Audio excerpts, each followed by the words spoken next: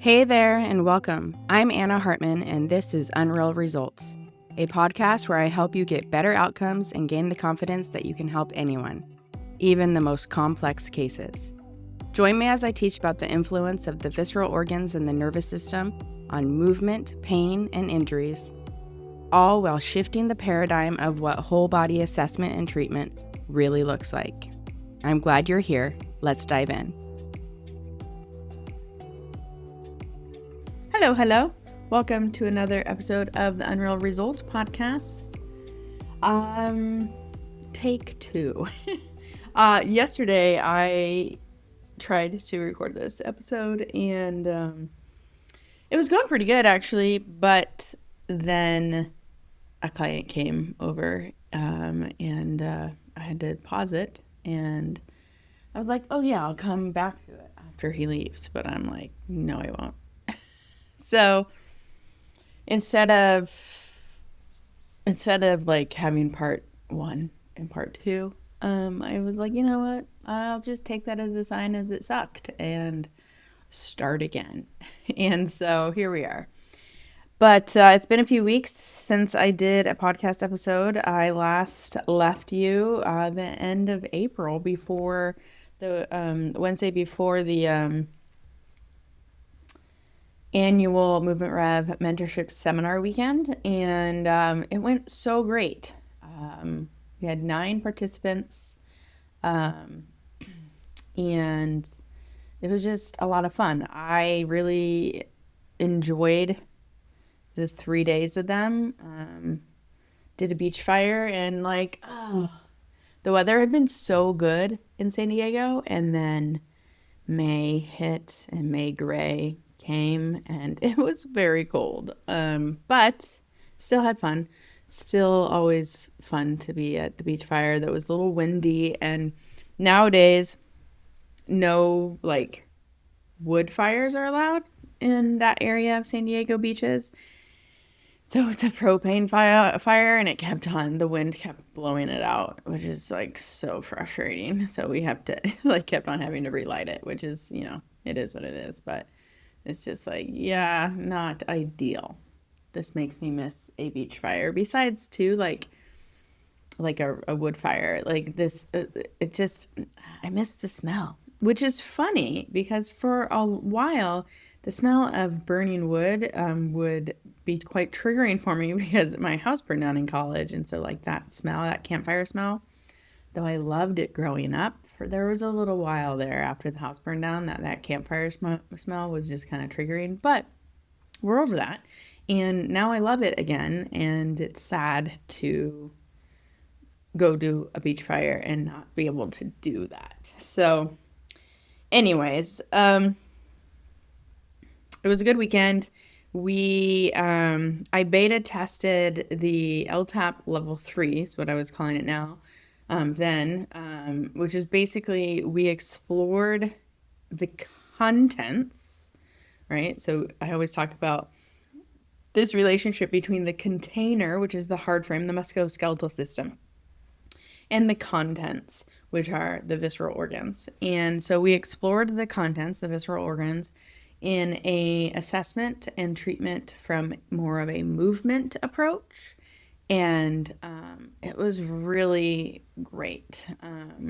We got a little bit more detailed with where the organs were, how they attach to the hard frame, where the ligaments are that attach to each other, and the diaphragm and the spine, ribs, pelvis, and then we explored movement through those joints, so visceral skeletal joints and then visceral joints. So the joints, the movement between the organs, and then the movement between the organs and the hard frame, and how we could get really specific with our cues or our movements to really isolate different parts of the ligaments or movement of the organ itself. And man, it was fun. And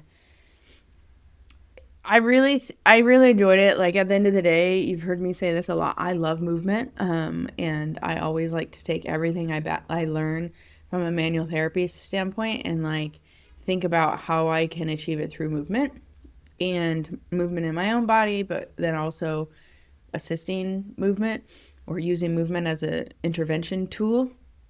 And so it was really fun. And the I'd say the most difficult part of the week of that experience for the participants, but then also me as the teacher, is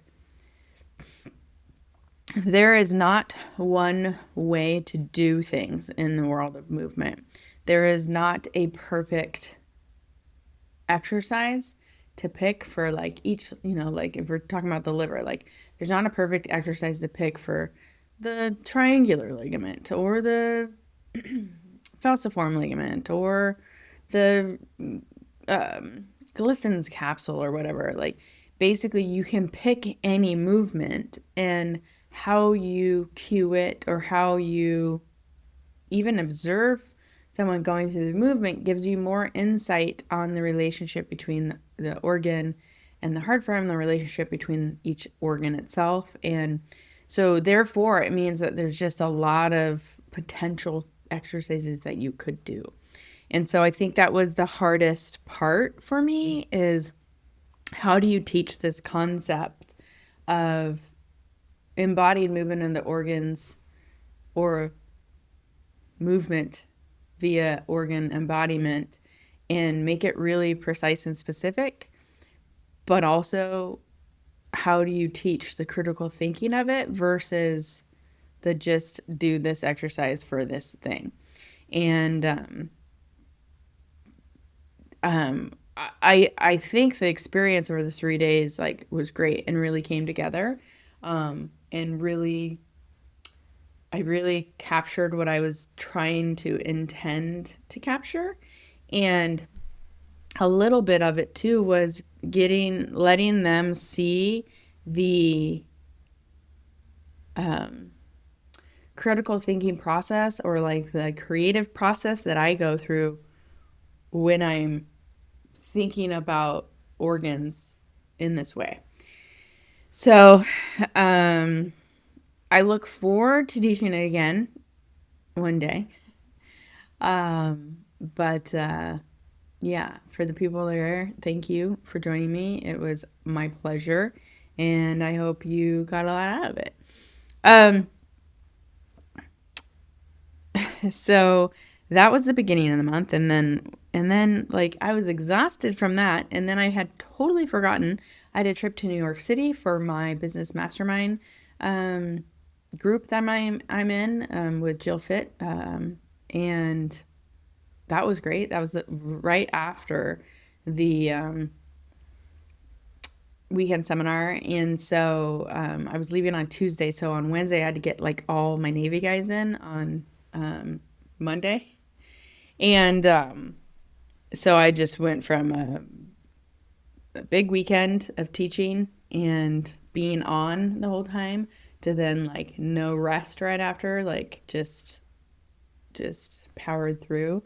New York was awesome, and then when I got home from New York, I totally crashed and still kind of riding that tired wave, but feeling better and better, and got a lot of good rest in. And then within those weeks, I also managed to get into podcast episodes where I was the guest. So if you're on my email list, you already saw these, or maybe on social media you saw these, but I was a guest on Tina Hoppert's podcast called Fit and Fueled. We talked about how visceral issues come up as musculoskeletal pain, especially talked about women and pain they're feeling in like the perimenopause, midlife era.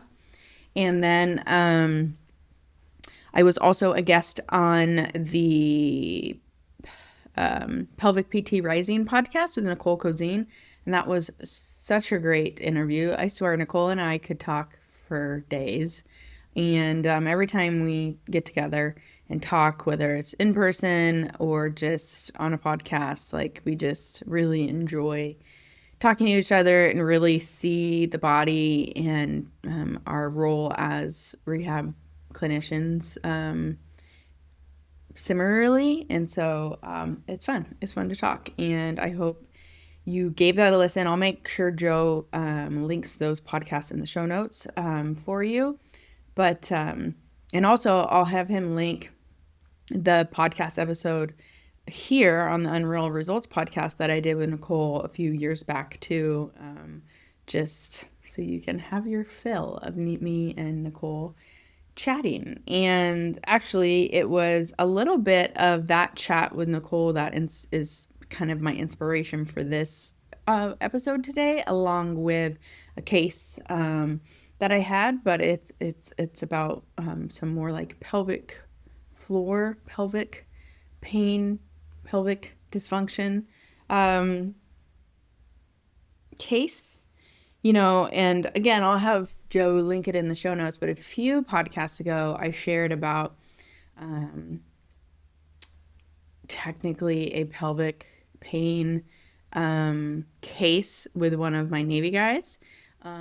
So you got to see a little bit of my thought process with that. And, that was like a little bit mind blowing because we got him results so fast in a situation where I really thought, based on his functional limitations and complaints, and I thought for sure I'd have to send him to a specialist like a pelvic floor physical therapist or something like that, or maybe even urologist. And wow, didn't need to at all. He had great results from us just listening to the body, following the LTAP, directing me where to treat, doing some real specific manual therapy and treatment in the area where he needed it. And that changed so many of his functional complaints. So, so today's episode, yes, I'm going to share the case with you because it's relevant and then, but really what I want to talk about is the anatomy and the relationships between the liver and pelvic floor. So without further ado, so this case, I was treating one of my athletes' wives. I've treated her a few times before, mostly for functional issues, mostly for supporting her fertility journey, and which actually I end up seeing quite a bit of my athletes' wives for those things. I love helping women in their fertility journey because this work can be so helpful in that. And much like you've heard me maybe talk about how I occasionally get to work on babies, and like pediatric patients through working with my athletes' families, I just love that work so much. But it's part of me is like, oh, I wish I could do this all the time. But then also I'm like, I really like my niche and like working with athletes. And also as an athletic trainer, manual therapy on babies and working with women for fertility is a little bit of like a gray area of the scope of my practice. So, I just am like, no need to push the envelope. Anyways, though, I digress. That is not important other than kind of setting this up for like,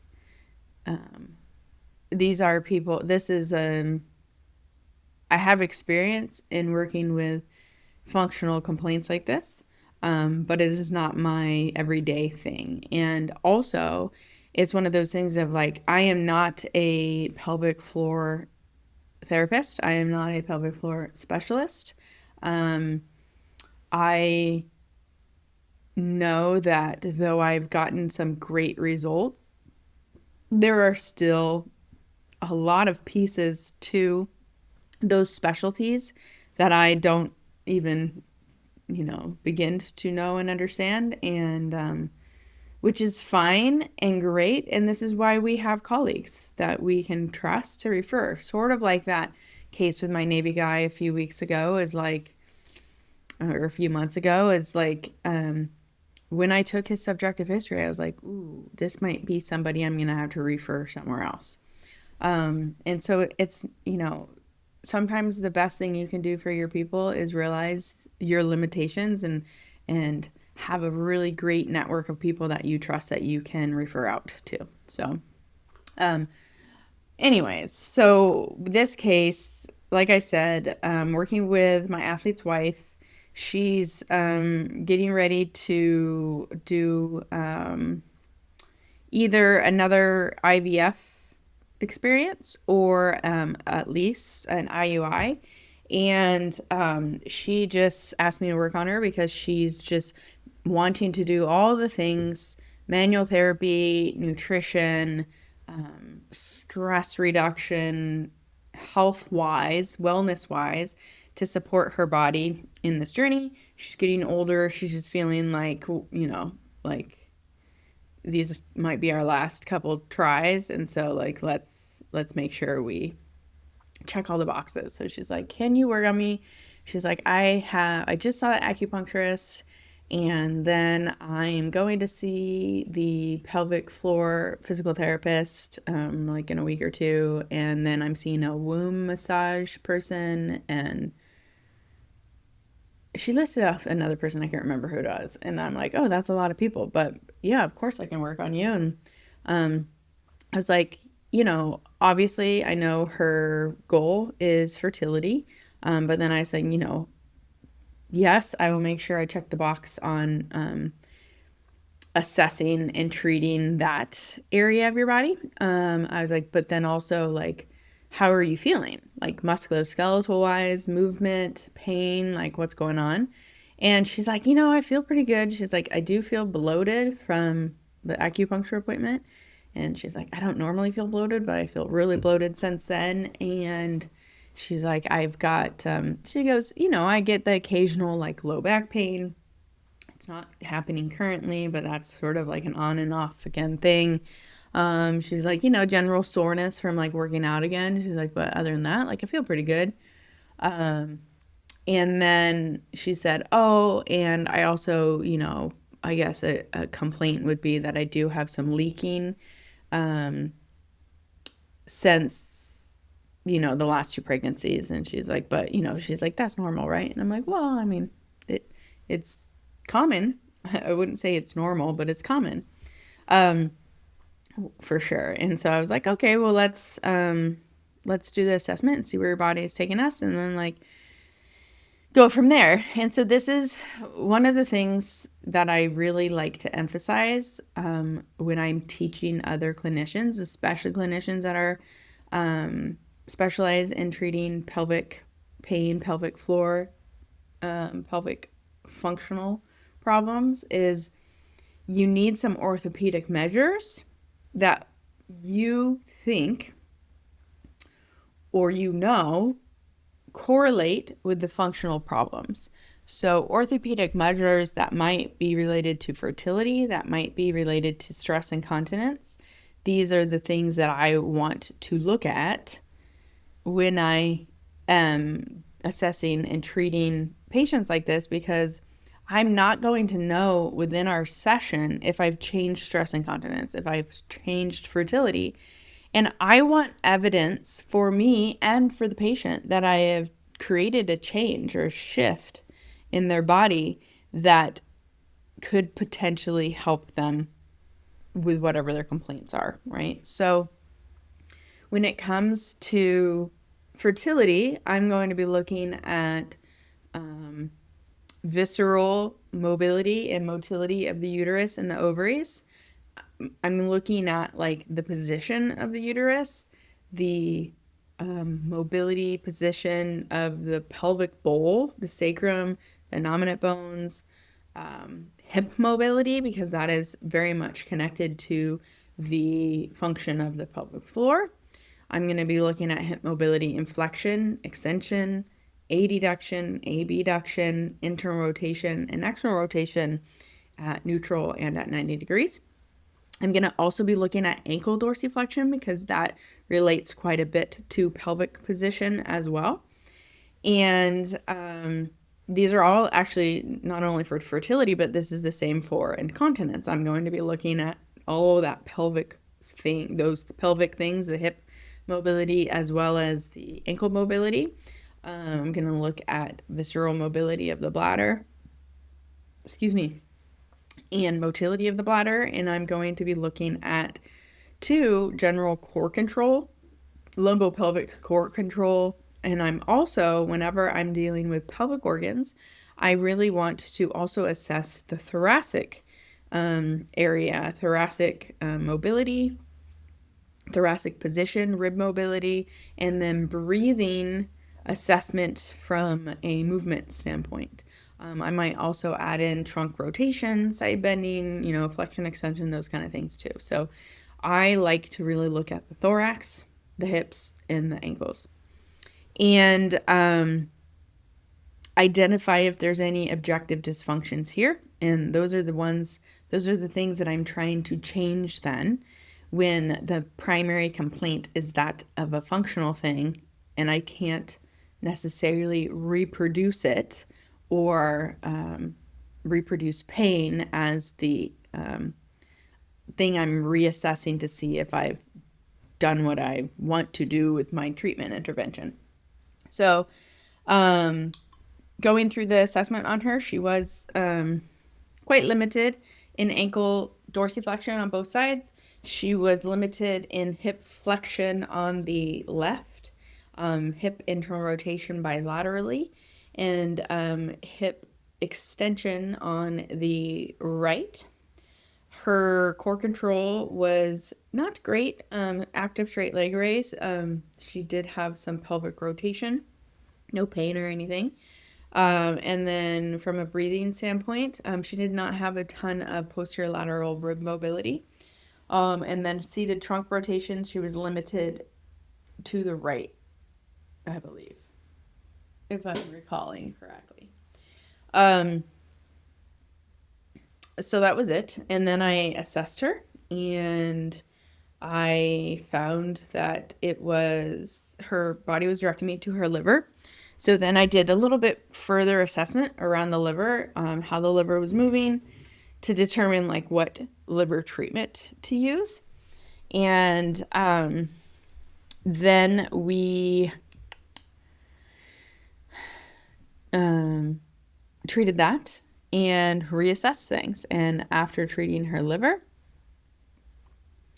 she improved her hip mobility quite a bit, as well as her ankle mobility. Her hip internal rotation was still a little bit limited. And specifically, her hip extension was still a little limited. What was interesting to her, too, even in the beginning, I didn't say, in prone, when she was laying in prone, her hips were quite rotated. It was almost like she was laying on something that was forcing her into a rotated pattern in her pelvis. And that improved a little bit with the liver treatment. And then after treating her liver, and I treated her liver, gosh, I don't even remember what I did. I think I did a diaphragm induction technique with the liver and a couple viscoelastic techniques as well with the liver. And then I did, I did a little bit of a specific treatment to the left triangular ligament, falciform ligament connection. And that was it.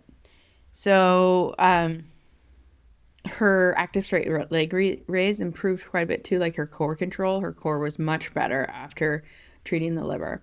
So then when I reassessed, started another round of the LTAP, or another round of asking the body, okay, where to next? Treated the liver, what else is there to treat? The body basically was sort of we're not protecting something specific, so you can treat wherever you want. And so I decided to just again, since her focus was the fertility, I decided to treat the uterus because on my assessment, it was the thing that was most dysfunctional, I guess, with my visceral assessment. Her uterus is sort of stuck in a right facing torsion in right side vent position. And so I just did some gentle induction techniques with that. It took me down this up this fascial line on the right side. Maybe even a little bit of the connection to the fascia of Tolt and kidney and liver. And so I just followed that and treated until I felt the uterus sort of come back to that midline position, and then it started going into motility. So I did motility at the end there. And then I reassessed everything, and that really cleared the rest of the things up. It changed her hip internal rotation quite a bit, got even more ankle dorsiflexion out of her, and then in prone, the rotation on her pelvis was no longer there. And then I asked her to get up off the table and see how she felt, and she was like, oh, she's like, it's hard to say since nothing was really bothering me. And I was like, I get it. Just take a little walk and see how you feel. And if you don't feel any different, no big deal. But I'm like, objectively, you've changed all these mobility things. And then she took a little walk and she came back. She's like, you know what? She's like, I actually feel not bloated at all right now. She's like, which is crazy because I was so bloated when you started. And I feel like I'm not bloated at all anymore. And I was like, oh, that's great. And she's like, and I guess overall, I just feel a little lighter. And I was like, okay, great. So the next day, I got a text from her and she was like, oh my gosh. She's like, I just wanted to give you an update. She's like, I still feel so good. No bloating, even today. And she's like, and then this morning I did a workout. And the workout had a lot of jumping in it. And she's like, normally all that jumping, I would have quite a bit of leaking.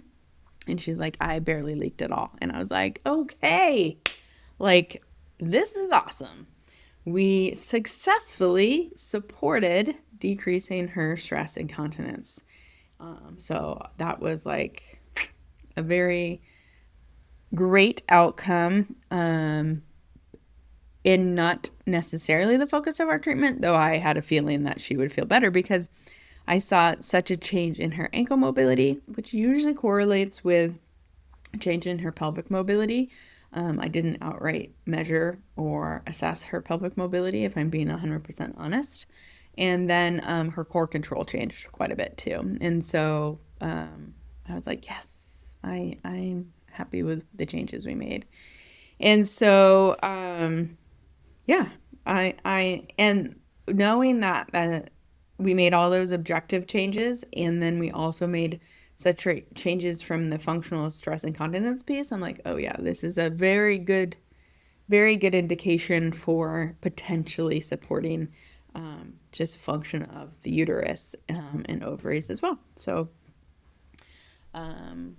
now, to share that case was important because I wanted to say two things. One, again, this emphasis on you still need some objective measures, even when the patient's complaint is not related to the musculoskeletal system or pain. You need some objective measures so you have a way to assess that your treatments did something, right? Because we don't want to be walking around here with treatments that aren't changing something. We want treatments to always change something immediately in that session. So, so there's that. And then the other reason I want to talk about it is because I actually see this relationship come up a lot. The liver comes up so often, especially for women, but just so often. And the liver too, when we look at the liver, it is just a really great organ to target, to have a big effect on a lot of the containers in the body. It's a very large organ. Its movements are easy to feel. Its motility is easy to feel because it's so big, and it's a hard organ. And so, especially if you're newer to visceral manipulation, if you're newer to just thinking about the viscera, the liver is just like an easy lever to pull, an easy thing to treat, to focus your treatments on. And it has high payoff because of a lot of its connections, but then also just the role it plays in the intracavity pressures. So I wanted to talk a little bit about the liver in that sense of, so like I actually brought my little model over so I could show you. So here's the liver in the stomach. The liver and the stomach obviously are in the thorax underneath the diaphragm, but still within the rib cage. And this is a view of the anterior front for those of you watching on YouTube. And it's important to recognize that there's 2 lobes of the liver. Actually, there's 4 lobes, but you know, there's a right side and a left side of the liver. The left side is a smaller lobe than the right side. But yes, the liver extends all the way to the left mid-clavicular line, and then it articulates with the stomach. And if we flip everything around, you then see on the posterior abdominal wall is the right side of the liver, the vena cava, and the aorta, which is not necessarily shown on this model. And then the stomach is the left side of the posterior abdominal wall, because the left lobe of the liver does not come posterior like that. Okay. And you also get to appreciate then, what I love about this model, you get to appreciate that the ligaments between the liver and the stomach, which is the hepatoduodenal and the hepatogastric ligament, it's also called the lesser omentum. There's a 3D-ness of it to it. We often forget when we're studying the anatomy that it lives in 3 dimensions. And so this ligament, the lesser omentum, or this hepatoduodenal, hepatogastric ligament, is between the 2. I think when we see it in books, we think of it being like between the 2, like this, like medial to lateral, or, you know, right side to left side. But it's actually has a anterior to posterior and an inferior to superior relationship, as well as the left to right side. And so when we're moving, when those organs are moving, you also see that they work very similar to like a ball and socket joint in terms of how they move on each other.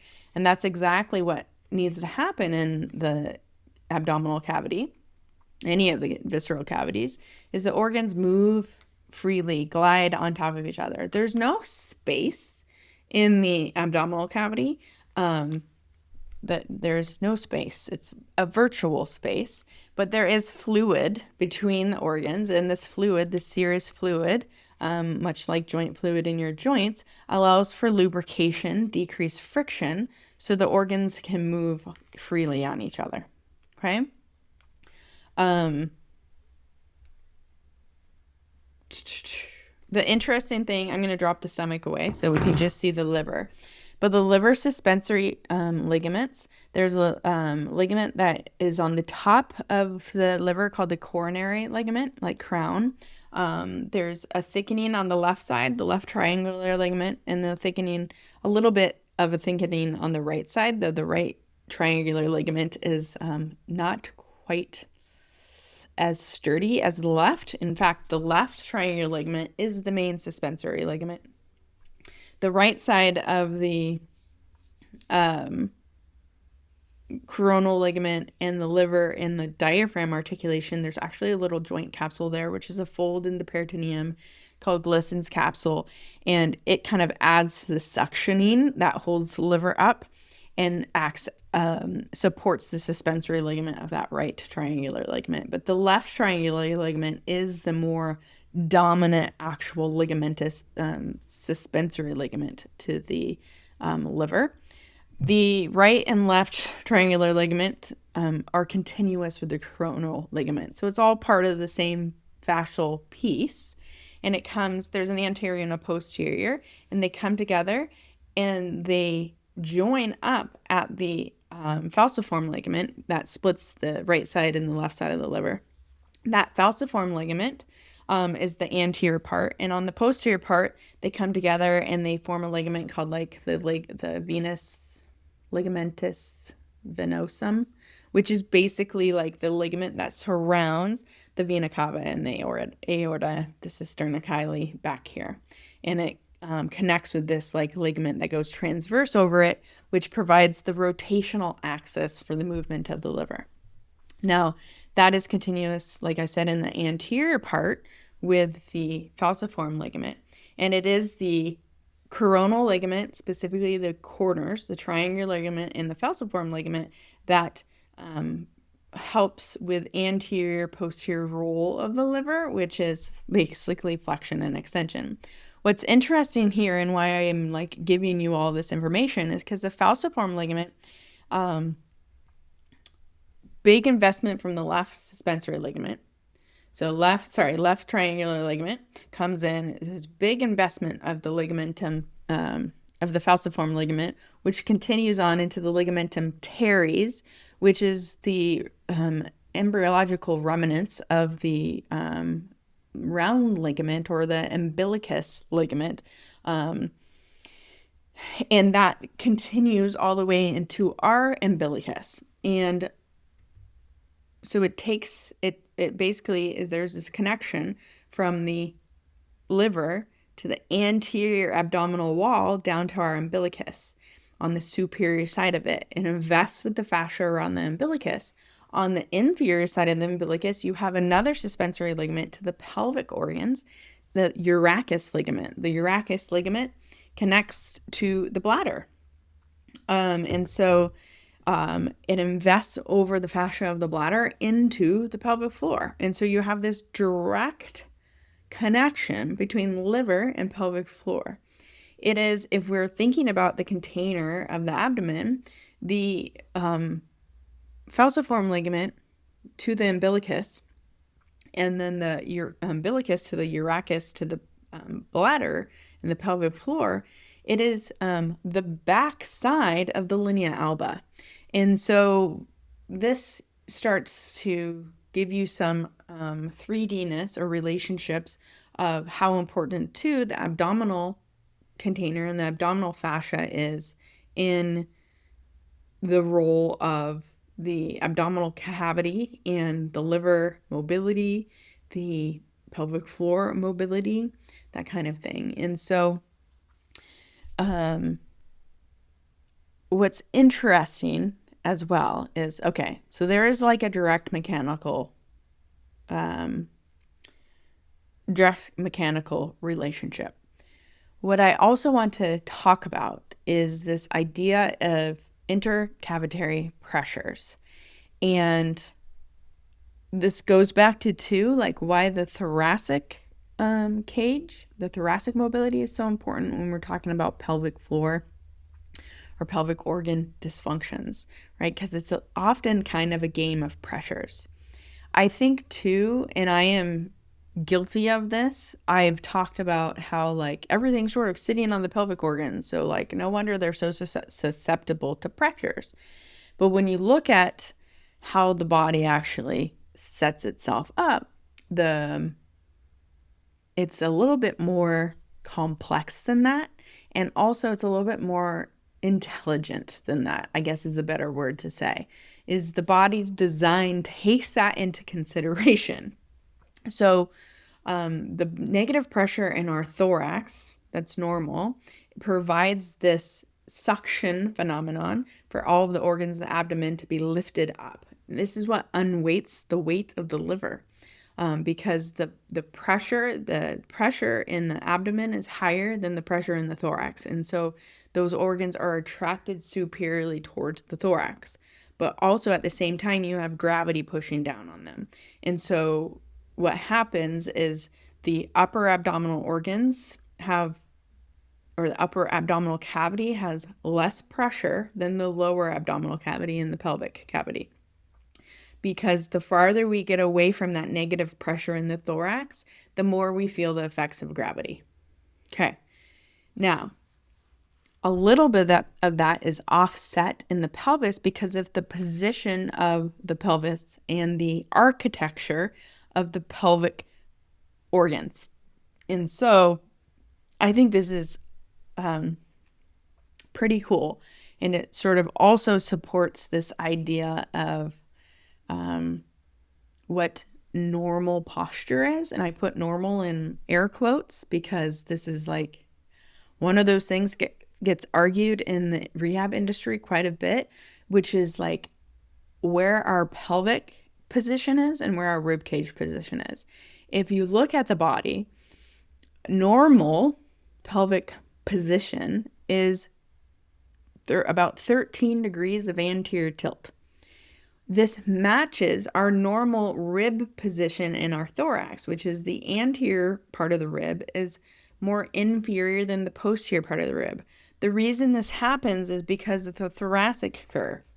The thoracic spine is curved, so the rib sit like gravity sort of has, it's almost like you put a ring on top of the thoracic curve, and so the posterior side of the rib hits the curve, and then the anterior side continues to fall forward. So we have this natural anterior inclination in the ribs that are parallel then to the pelvis. And this is where the confusion in the rehab industry gets, because oftentimes we talk about this parallel relationship to the pelvis and the ribs, and people for some reason thought that is flat, horizontal. It is not. The parallel relationship between the ribs and the pelvis is anterior tilt. And this anterior tilt is actually essential for maintaining good pressures in the pelvis and offsetting the pressure of gravity and the visceral column on top of it. And the other cool thing is not only does that anterior tilt offset the pressure, but the shape of pelvic organs do too. So the shape of the bladder, the shape of the uterus are domes. And we know domes in architecture, much like the sacrum, are kind of like keystones. A dome, you know, if we're building a dome with cinder blocks, the apex of the dome is a keystone, triangular shaped piece of block, right? But a sphere is really like stable too, because everything that loads on top of it is dispersed along the curve. Isn't that cool, right? By design, our bladder and our uterus and their dome shapes are intentionally domed to offset the pressure from gravity and the visceral column of the anterior peritoneal organs. And so I'm like, wow, that's so cool. The visceral column also is supported, and like I read this yesterday and I was like, dang it. The visceral, dang it, but also, yes, makes sense.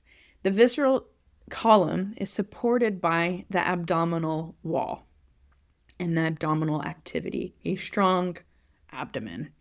And then it's like, oh yeah, if you look at the anatomy, no wonder we have a 3-layer reinforced system of our abdominal muscles, because it is supporting us upright, but it's also supporting all these very heavy, high pressure organs and keeping them stacked up in a column. And this visceral column stacked up helps to provide our stability and shape, but it also helps to maintain good, healthy pressures within all the cavities, and then sit on top of those domed pelvic organs in a way that they're not pressing on them. So now, I don't want you to hear this and think, oh, yeah, that's why we give so many people exercises to strengthen their abdominal muscles. Yes and no, right? Because what you see here, and this is like, I'm bringing it back. I'm hoping to bring it back to the visceral piece and bring it back to like the change we saw in my client, which I treated her liver and then her core control improved. I treated her liver and her breathing mechanics improved, because muscles do muscle things. And one of the primary jobs of the muscles is to protect the organs. And so when the organs are not moving well within the within the container, the muscles around them stiffen up to protect them. And when the muscles neurologically stiffen up, it creates a hypotonus. And the hypotonus or hypertonus, right? The hypertonus often creates a co-contraction. And so what that can look like is a muscle that has lost its ability to either contract or eccentrically contract, right? It's basically a muscle that becomes a splint. And when a muscle is becoming a splint, it loses the dynamicness of stability. And so that's exactly what we see is people have a hard time engaging their abdominal muscles, engaging their transverse abdominis when they have visceral irritation, because the transverse abdominis is neurologically getting a message of like, don't change length, just stay splinted. And so by treating the organ, treating the liver, treating the duodenum, treating the small intestines, whatever it may be, right? Wherever the body leads you, treating the uterus, it could be. By treating the organ, what happens is the organ moves better, and then the body goes, oh, organ's functioning better, moving better. I can take away the message to the muscles to be a splint. And then now we see in an instant often a improvement of abdominal control. And then what does that mean? We have an improvement of abdominal control, diaphragm function, and we have a resolution of improved visceral column stacking and pressure, gradient pressure distribution across the cavities. And this is what we're looking for, right? This is a really wonderful example of why you can create change so quickly like that. So hopefully this makes sense. But I'm looking at my notes because, of course, as you know, when I think about these podcast episodes, I'm also like, well, I think I know what I want to talk about, but then let me go and learn more. But I think I pretty much covered it all. Basically, my notes, let's just read through them for shits and giggles. It says, abdominal activity increases turgor of the anterior abdominal visceral column. Check, I explained that to you. This adds to the turgor and intracavity pressure that keeps the kidneys lifted. This is a wonderful thing because the kidneys don't have suspensory ligaments, and so we want that. That's the posterior side of that anterior visceral column. Normalized ribcage mobility or pressures increase everywhere. Oh yeah. So basically, and this is going back to like why I care about ribcage mobility, is because the thoracic cavity, that is like a little bit of like the driver of all pressures in all of our cavities. And when pressure increases there, pressure increases everywhere.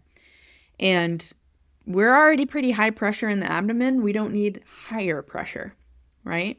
So sometimes we can make things in the abdomen and the pelvis feel more comfortable by just affecting the thoracic cavity to decrease the pressure there. When we decrease the pressure there, things normalize a little bit better.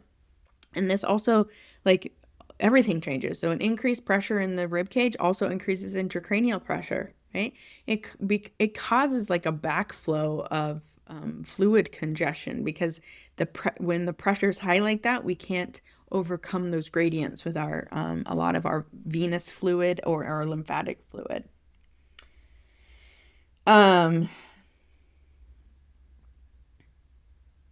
Oh, I did write down the pressures. It's just really interesting. When we're laying down, we have lower pressure in our abdomen than when we're standing up. When we're standing up, pressure at the pouch of Douglas is 30 centimeters of water. Pressure at the epigastrium is 8 centimeters of water. And then pressure at the diaphragm, like right below the diaphragm, is negative 5 centimeters of water. So I already spoke to that relationship of gravity in the intracavitary pressures. It's an ombre, right? It's like less pressure at the top and then more and more as we get to the pelvis. And when we add add pressure in by coughing or bearing down or straining, that pressure at the pouch of Douglas can go upwards of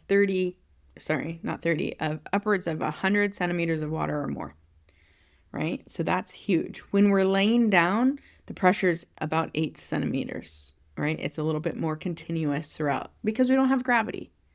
We don't have gravity. And this is kind of where the stress incontinence world comes back in, is because, like, yeah, in standing, things change. In standing, things change. So, and also I have in my notes, left triangular ligament, primary element, along with intracavity pressure of maintaining the support of the liver. I talked about that. Oh, the other thing I wanted to talk about. Oh, well, I kind of did. I didn't specifically, but I explained how the falciform ligament connects into the umbilicus, connects into the urachus ligament, which connects into the bladder and the pubovesical ligaments, the fascia over the bladder, and then invests into the pelvic floor, and specifically the obturator internus. And so why I thought this was interesting is because this long axis internal rotation is something, and just short axis too, internal rotation is something that I'm really obsessive about restoring on people. And I think this is a big piece of it, is because when there is a visceral problem or tension via the visceral column or visceral connections, you do see it reflected in this obturator internus tension. As well as, so often our obturator internus and our posterior pelvic floor muscles are very tight when we are lacking that anterior tilted position of the pelvis, when we're tucked under in a more vertical or posterior tilted position, which unfortunately is trained quite a bit. And I'm like, no, this is the opposite. Remember what I said is the pressures actually are more supported when the pelvic is in a normal position, which is of anterior tilt. So part of this posterior tilt can be trained. Part of it is lack of ankle mobility. This is why I look to the ankle mobility piece, because you have to be able to shift your weight forward on your ankles, on your feet, in order to let your pelvis anteriorly tilt. Part of this is like thoughts, going back to what the rehab world thinks is neutral, which is that horizontal parallel between the ribs and the pelvis. But then a lot of it is, again, going back to this protective pattern that occurs when the body is protecting the visceral organs. We tuck our butt underneath ourselves. And so it is a very common position that I see in people, that they're lacking internal rotation, because when the message to the obturator internus gets go into protective splint mode, obturator internus is a external rotator, and so it does that, right? And so I would measure its mobility into internal rotation. So this is why I'm so big on restoring internal rotation. Oh, the only other thing that I've written in my notes, but I kind of spoke to it, is the motion that happens at the liver, specifically with an inhale breath. So when you inhale, the liver drops down, inferior. It also rolls forward, internally rotates, and laterally flexes.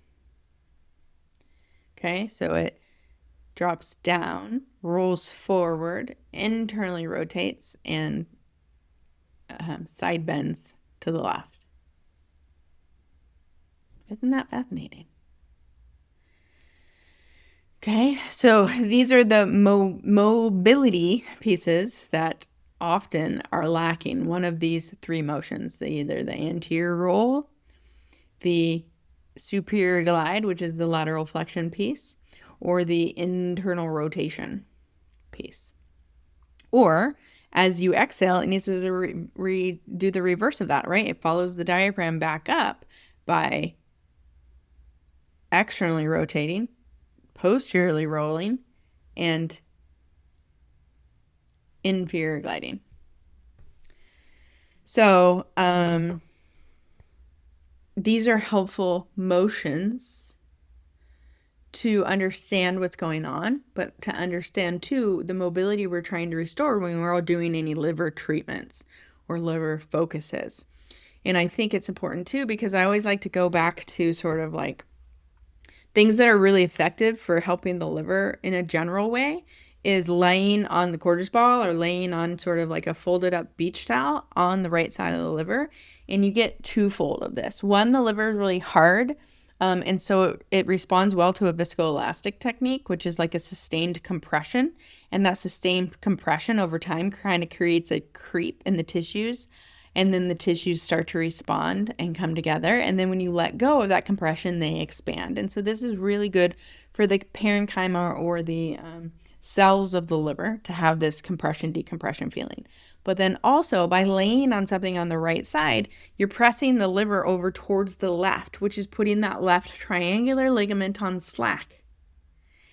And when this is called in the osteopathic world, this is putting the thing in the direction of ease. So putting something in the slack allows a little bit of room for the body to start to adjust and open up and find that tension and go from there. So what sometimes is really good is when you're doing this compression from the right side is to open up into rotation to the left or rotation to the right, reaching your arm overhead like some sort of side bending.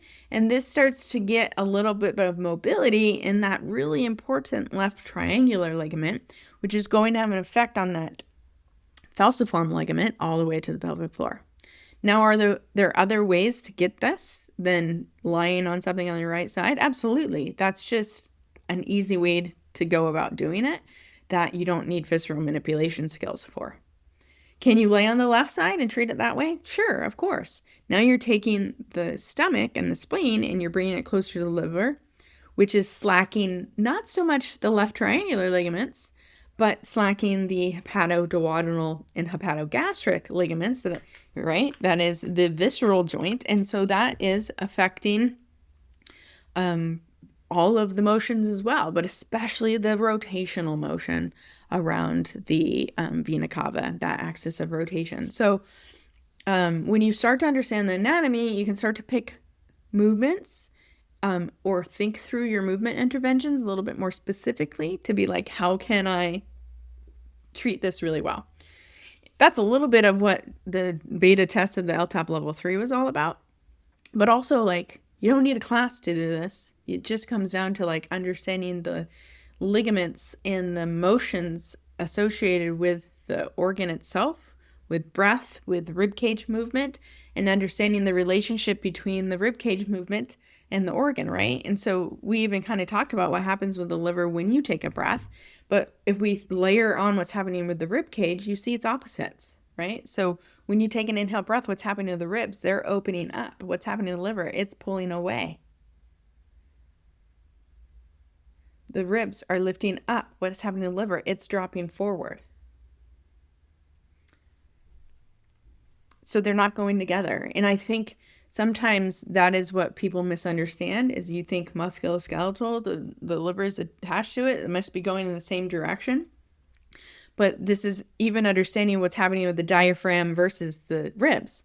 The ribs are moving open and away, and the diaphragm is dropping down, right?